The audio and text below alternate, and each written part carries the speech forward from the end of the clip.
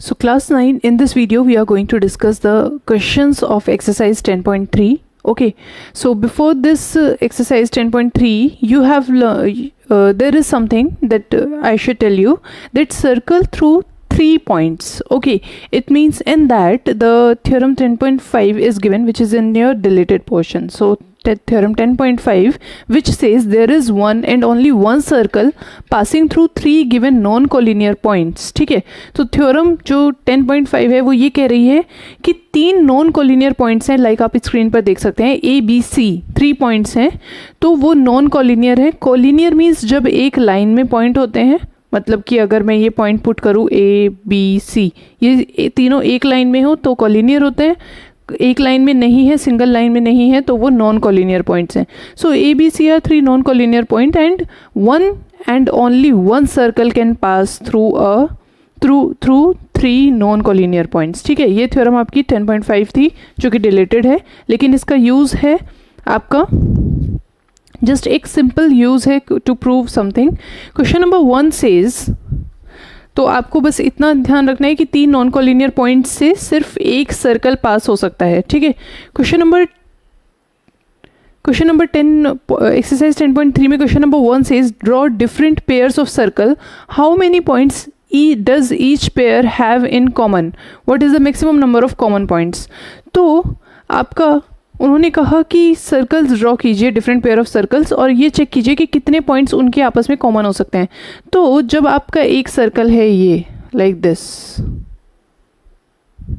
ठीक है, मैंने ये एक सर्कल ड्रॉ किया, उसके बाद मैंने पेयर्स ऑफ सर्कल और मुझे कॉमन पॉइंट्स देखने हैं, तो मैं इंटरसेक्ट कराते हुए सर्कल को ड्रॉ कर रही हूँ. ठीक है, तो जब मैंने इसको सर्कल को ड्रॉ किया या किसी और सर्कल को ड्रॉ किया,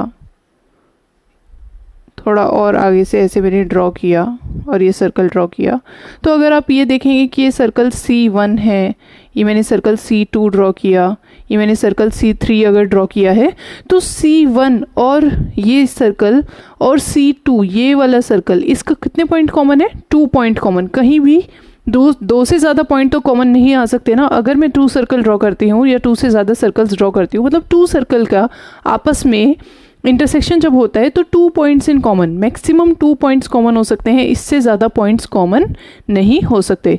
तो हमें यही बताना है क्वेश्चन नंबर 1 में.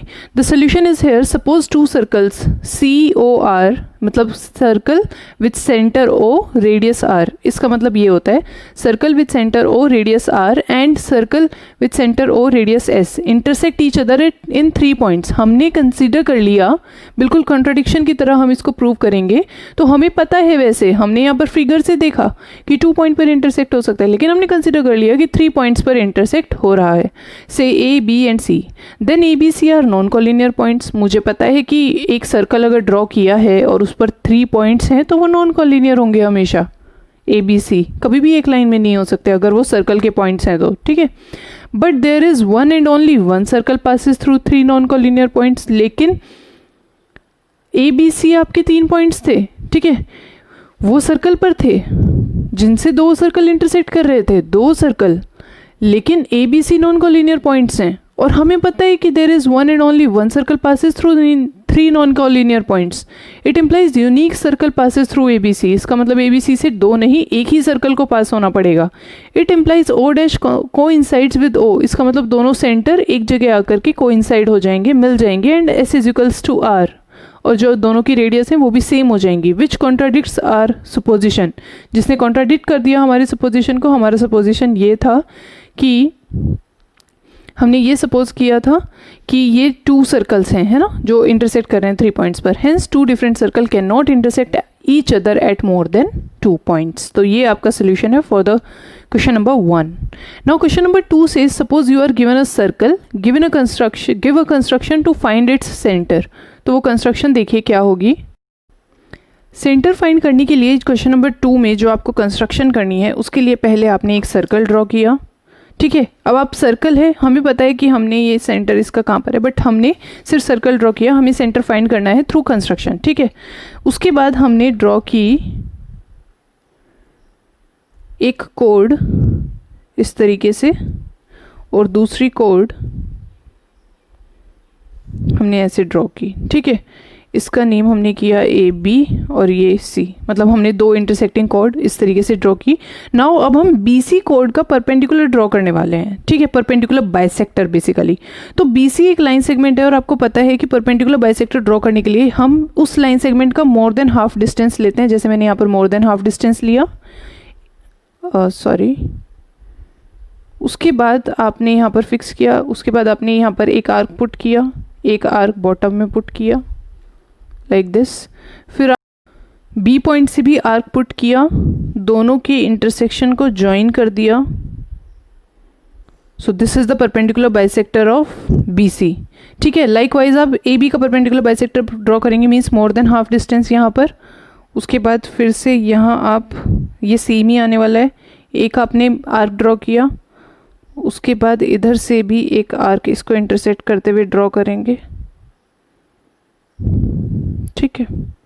एंड देन तो नेक्स्ट यहाँ से आपको बॉटम में भी ड्रॉ करना था एक आर्क, और इधर भी। अब इनके कॉमन पॉइंट को ज्वाइन करेंगे, जो आपने टू आर्क्स ड्रॉ किए हैं परपेंडिकुलर बाइसेक्टर बनाने के लिए ए बी का। तो ये आपका ए बी का परपेंडिकुलर बाइसेक्टर है। अब जहाँ पर इन दोनों जो ये आपकी दोनों परपेंडिकुलर बाइसेक्टर है ना, जहाँ पर इन दोनों ने इंटरसेक्ट किया है यहाँ पर इस पॉइंट पर, ठीक, दोनों परपेंडिकुलर बाइसेक्टर ने जहाँ पर इंटरसेक्ट किया है वो आपका सेंटर है O. So this is the centre O. In the next step I am writing the step of construction. Basically class 9 ये सेंटर ओ आपका इस तरीके से हमने क्यों फॉर्म किया है कंस्ट्रक्शन में, क्योंकि आपने अभी देखा था कि जो परपेंडिकुलर बाइसेक्टर होती है ना कोड, मतलब आपने देखा था कि a line from the centre bisect the code perpendicularly.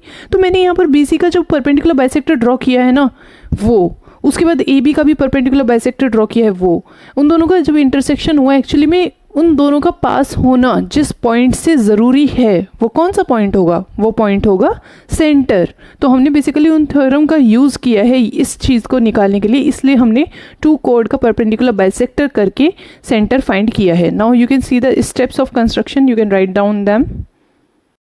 So class 9, these are your simple steps of construction for the question number 2. You can see them and write down, okay?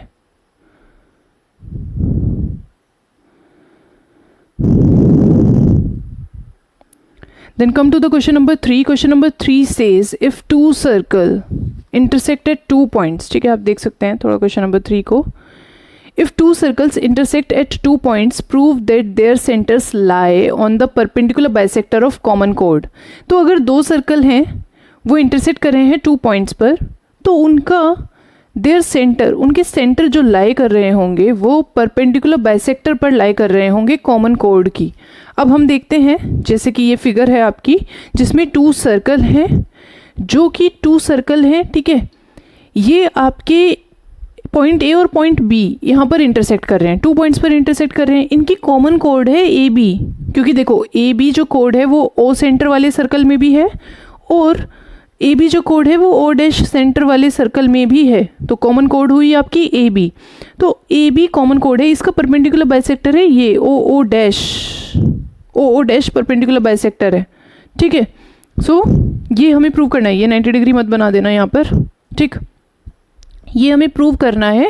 जो और O dash जो है वो centres हैं, हमें prove करना है कि O dash is perpendicular bisector of A B. उसी से प्रूव हो जाएगा कि the centre of these 2 circle which intersect at 2 point, the centre of these 2 circle lie on the perpendicular bisector of this common कोड। इस common कोड के perpendicular bisector पर लाई कर रहे हैं। इसका मतलब मुझे ये प्रूव करना है कि ओ डैश आपका परपेंडिकुलर बाइसेक्टर है ए बी का, ठीक है। तो गिवन स्टेटमेंट आप देख सकते हैं। उसके बाद ओ डैश परपेंडिकुलर बाइसेक्टर है, ये मुझे प्रूव करना है। अब मैंने क्या किया, प्रूफ में देखो ज्वाइन कर दिया मैंने ओ ए ओ बी को, ए ओ डैश को और बी ओ डैश को, सबको ज्वाइन कर दिया और ओ डैश को भी ज्वाइन कर दिया। नाउ इन ट्राइंगल, अब बहुत सिंपल प्रूफ है, ट्राइंगल देखिए। Now in triangle O A O dash and triangle O B O dash, ये 2 ट्राइंगल्स मैंने लिए। O A is equals to O B, इसी सर्कल की रेडियस है, इक्वल हो गई। O dash A is equals to O dash B, इसकी radius है, इक्वल हो गई। ओ डैश इज कॉमन, तो मैंने इन 2 ट्रायंगल, जो मैंने ये 2 ट्रायंगल कंसिडर किया ना, ये ऊपर वाला अपर और ये लोअर वाला, इन दोनों को मैंने कॉन्ग्रुएंट प्रूव कर दिया by side side side rule. Okay, congruent prove होने से ये ए ओ ओ डैश ये वाला एंगल जो था, ठीक है, I should use the pencil, ये जो एंगल था आपका ये इक्वल हो गया इस वाले एंगल के, ठीक, ये एंगल इक्वल हो गया। वैसे ही आपका एंगल जो है ये वाला एंगल आपका ए ओ ओ डैश इक्वल हो गया आपका बी ओ डैश के, इससे आपका ए ओ एम भी इक्वल हो गया बी ओ एम के, ठीक है, ये भी इक्वल हो गए आपस में दोनों एंगल। अब आपको पता है कि ये दोनों एंगल इक्वल हो गए हैं और ये लीनियर पेयर फॉर्म कर रहे हैं, तो ये दोनों के दोनों 90 डिग्री के होंगे, ठीक है, वही रीज़न मैंने नीचे दिया है। सो ये 90 डिग्री के हैं, इसका सिंपल मतलब क्या हुआ कि O M is your perpendicular to A B, या फिर आप कह सकते हैं O O dash is perpendicular to A B since O M is perpendicular to A B. So therefore M is the mid point of A B, M भी mid point है क्योंकि आपका ये देख सकते हैं आप, एम मिड पॉइंट होगा ए बी का क्योंकि ये दोनों आपके इक्वल हो चुके हैं, ठीक। Now m is the midpoint of AB, hence OO dash is the perpendicular bisector of AB। हमने 90 डिग्री प्रूव किया और m मिड पॉइंट शो किया, so therefore OO dash is the perpendicular bisector of AB। So आपकी 10.3 exercise complete होती है, you have to complete that. Okay, thank you class.